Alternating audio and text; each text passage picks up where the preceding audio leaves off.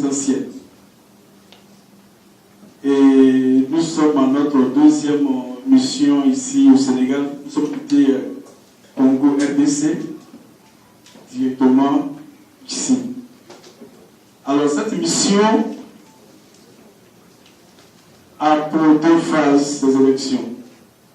Notre objectif, c'est de sensibiliser la non-violence sur les élections en Afrique. Ça, c'est notre objectif. Et le respect des institutions. Vous savez, concernant les élections, il faudrait que nous, les Africains, vous, les journalistes, les électeurs, nous sensibilisons pour ne pas qu'il y ait des élections violentes. Comme dans nos pays, en Côte d'Ivoire, pour une seule élection en 2010, le 31 octobre 2010, le deuxième tour pour une seule élection dans le pays, nous avons perdu 3000 Ivoiriens qui sont décédés. Vous voyez? Et cela ne couvre pas le Sénégal. Parce que le Sénégal est le premier pays en Afrique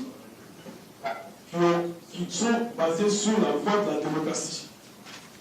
Si vous révélez bien l'histoire, même depuis 1800, le Sénégal connaissait ce que c'est que la démocratie. Le Sénégal a été le premier pays dont le perdant d'une élection appelle le gagnant pour le remercier. Ça veut dire que le Sénégal, pour la société civile africaine, pour les autres de la société africaine, c'est un pays à respecter. C'est très important. Peut-être que les Sénégalais eux-mêmes ne savent pas qu'ils auraient un pays. Eux-mêmes ne savent pas qu'ils auraient un pays dont la démocratie y est. Vous voyez? C'est très important. Alors, le respect des institutions, c'est très important. Parce que lorsque vous sensibilisez les électeurs, ceux qui sont pas à l'école, que une institution d'un État, c'est très important. Parce qu'il y a des politiciens, des Africains, qui respectent les institutions de l'Occident, des pays de l'Europe. Mais quant à leur propre pays, ils refusent de respecter ces institutions-là. Vous voyez, ce n'est pas juste. Il est très important que nous apprenons, vous apprenez à respecter les institutions de votre pays. Parce que les institutions sont plus au-dessus des politiciens. Ici au Sénégal, Senghor était président, Senghor est passé. Diouf est passé. Wade est passé. Macky Sall passera. Ainsi de suite, ainsi de suite. Mais les décisions restera. N'est-ce pas? Ça, c'est très important. Alors, raison pour laquelle notre mission n'a pas aimé la déclaration de mettre de ce président Abdoulaye Wade. Notre mission n'a pas aimé. Parce que ici au Sénégal, il y a des institutions que nous devons les respecter.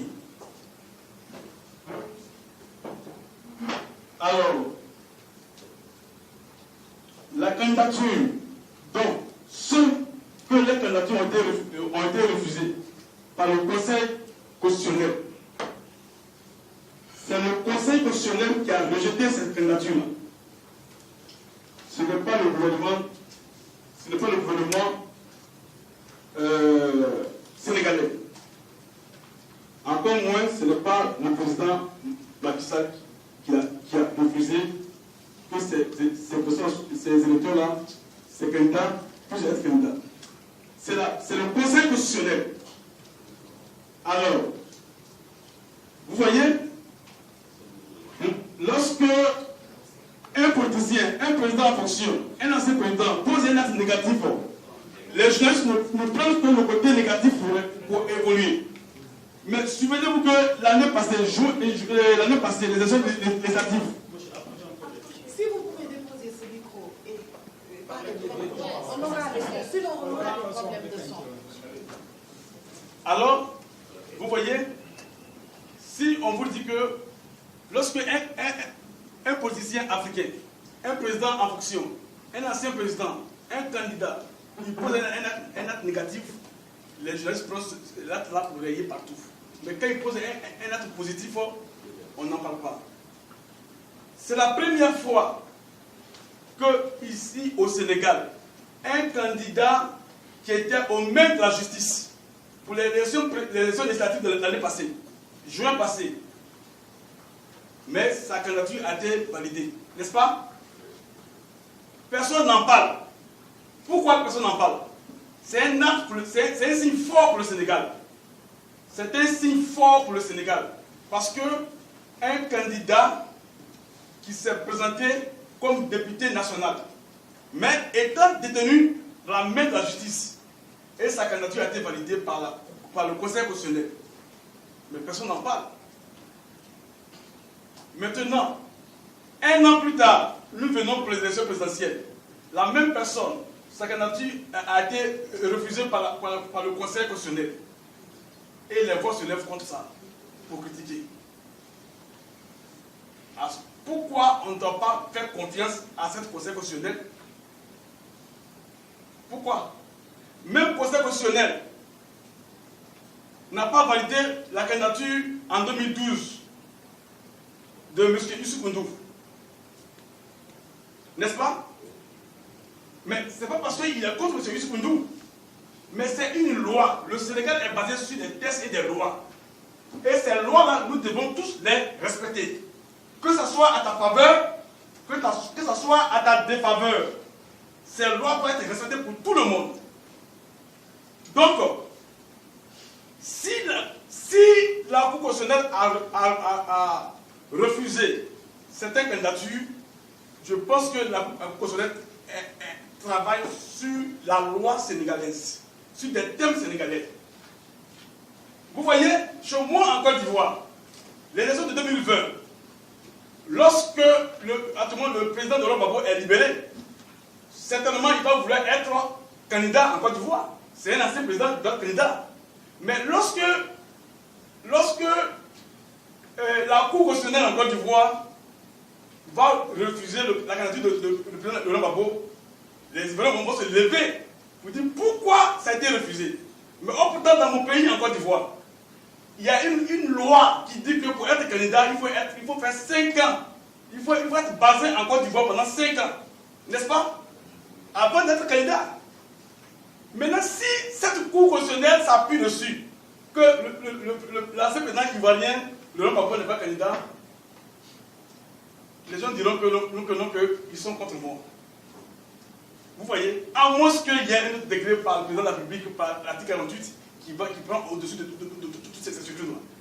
Donc, le candidat en 2012, Youssouf N'Dour, n'a pas été, sa candidature a été refusée par le Conseil constitutionnel. C'est passé. Cette année-là, même Conseil constitutionnel sénégalaise a maintenu la candidature de Khalifa Sall pour l'élection des députés nationaux. Personne n'a acclamé. Personne n'a acclamé.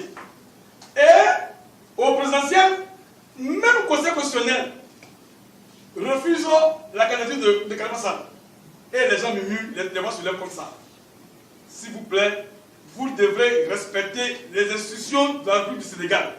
Et faites confiance à ces institutions-là. Parce que si une loi, une constitution, une loi, que ce soit à ta faveur, que ce soit à ta défaveur, nous devons tous l'accepter. En 2000, le président de la République de la Côte d'Ivoire, Alassane Ouattara, sa candidature a été refusée. Donc, vous voyez. Donc, je pense que nous adressons aux Sénégalais, arrêtez et arrêtons de minimiser des choses dont ça peut créer d'autres choses. Parce que vous devez respecter le Conseil constitutionnel et même faire confiance à la direction générale des élections. Parce que ces candidats-là, tous ces candidats qui ont déposé les listes, ils ont fait confiance à la direction générale des élections. C'est pourquoi ils sont en course. Vous voyez. Alors, notre message, tout à l'heure, mon frère a fait la lecture, Mais notre message, c'est très important, c'est de respecter le Conseil constitutionnel, la direction générale des élections. Et toutes les autorités électorales, vous devez les faire confiance. En 2012, le ministère de l'Intérieur et le directeur général de l'élection organisent des élections sur la présidence de Maître Abdelwad. Mais Maître Abdelwad a présidé l'élection. Ça veut dire que, vous voyez, ça veut dire que le Sénégal doit faire confiance au ministère de l'Intérieur. Comme en France, c'est le ministère de l'Intérieur qui organise les élections. Mais, vous voyez, mais ici, au Sénégal, un ministre qui a été nommé par le président de la République, il organise des élections. Et au centre des élections, et le président sortant fait des élections. Mais vous devez tirer chapeau à ce pays-là. Ce pays est un grand pays pour nous, pour l'Afrique de l'Ouest, qui fait la fierté de toute l'Afrique de l'Ouest. Quand on parle du Sénégal, c'est une fierté pour la démocratie. Quand on parle du Bénin, c'est une fierté de la démocratie. Quand on parle du Ghana, c'est une fierté de la démocratie. Lorsqu'on parle du Nigeria, c'est une fierté de la démocratie. Les autres, nous sommes en partenariat. C'est très important. C'est pourquoi donc, les Sénégalais doivent faire confiance au ministère de l'Intérieur, la direction générale des élections. Faire confiance au Conseil constitutionnel. Et que ces élections qui sortiront des urnes ne doivent pas souffrir de quoi que ce soit. Doivent être acceptées de tous. C'est très important. Alors, tous ceux qui ont été, que leur candidature n'a pas été acceptée, peut-être demain, pour les prochaines élections, les candidatures seront acceptées s'ils remplissent les conditions de la loi de leur pays. Raison pour laquelle, ici, on a mis ici, Africains, faisons confiance à nos institutions.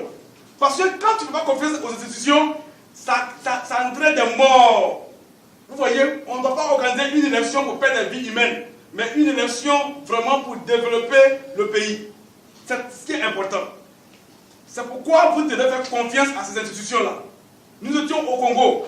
Au Congo, il y a eu deux organisations. Nous, pendant 3 mois pour sensibiliser les Congolais sur le respect des institutions. Et voilà qu'aujourd'hui, ces élections-là, pour une première fois, il n'y a pas eu une mouche qui est morte au Congo. Mais les Sénégalais sont très matures. Les Sénégalais aiment leur pays. Raison pour laquelle vous ne devez pas vous abattre sur les politiciens. Mais vous devez faire confiance à vos institutions. Parce que les politiciens passeront. Tout le monde passeront. Mais la Constitution, la loi ne passera jamais. Elle sera toujours là.